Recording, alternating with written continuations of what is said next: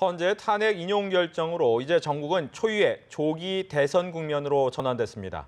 2개월 초단기 대선에 주자들은 전력 질주를 위해 시동을 거는 모습입니다. 네, 국회 취재기자 연결합니다. 성승환 기자.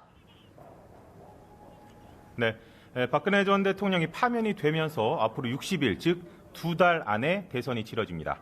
통상 대선 전 6개월을 전후해서 각 당이 경선 모드로 돌입을 한다는 점을 감안을 해본다면 대선의 시계표가 상당히 급격하게 앞당겨졌다, 이렇게 이야기를 할 수가 있겠습니다.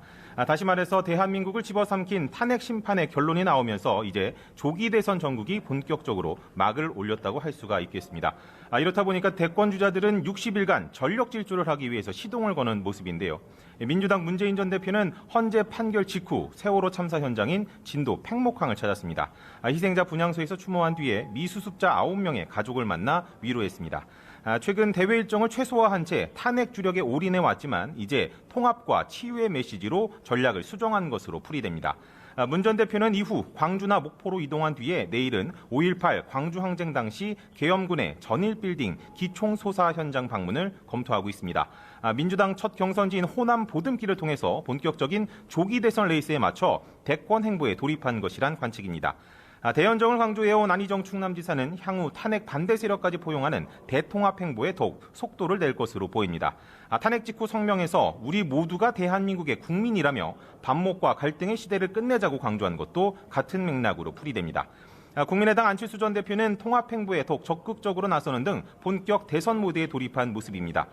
기독교계 인사를 만나서 국론 통합에 대한 조언을 구한 데 이어 다른 종교 지도자들을 연이어 예방할 예정입니다. 이재명 성남시장은 야권 대선 주자 중 유일하게 오늘 촛불 집회에 참여할 계획입니다. 앞선 촛불 집회에서 사이다 발언으로 지지율을 끌어올린 바 있어 선명성을 강화하고 적극적인 지지층 끌어안기에 나선 모양새입니다. 이런 가운데 바른정당의 유승민 의원은 대선과 관련한 어떤 일정도 잡지 않으면서 신중 모드를 유지한 채 상황을 관망하는 모습입니다. 네, 주요 정당들도 대선을 향한 발걸음이 빨라졌겠어요. 네, 그렇습니다. 정치권도 일제히 대선 모드에 돌입한 모습입니다. 더불어민주당은 오후 2시 긴급 의원총회를 열고 포스트 탄핵 정국을 어떻게 이끌어갈지를 논의를 했는데요. 이 자리에서 의원들은 국민 통합에 노력하는 등 수권 정당의 모습을 갖추자고 의지를 다졌습니다. 여기에 민주당 선관위는 2차 경선 선거인단을 모레부터 21일까지 열흘간 진행하기로 결정을 하면서 대선 채비를 더욱 구체화했습니다.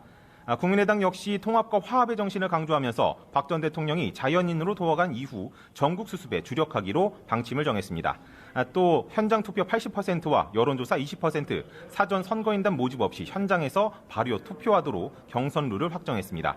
여당의 지위를 상실한 자유한국당은 침통한 분위기 속에서 소속 의원들의 이탈 방지에 총력을 기울이고 있습니다. 정호택 원내대표는 이제 대선 체제를 준비하지 않을 수 없다며 오는 12일쯤 대선 로드맵을 내놓겠다고 밝혔습니다. 지금까지 국회에서 전해드렸습니다.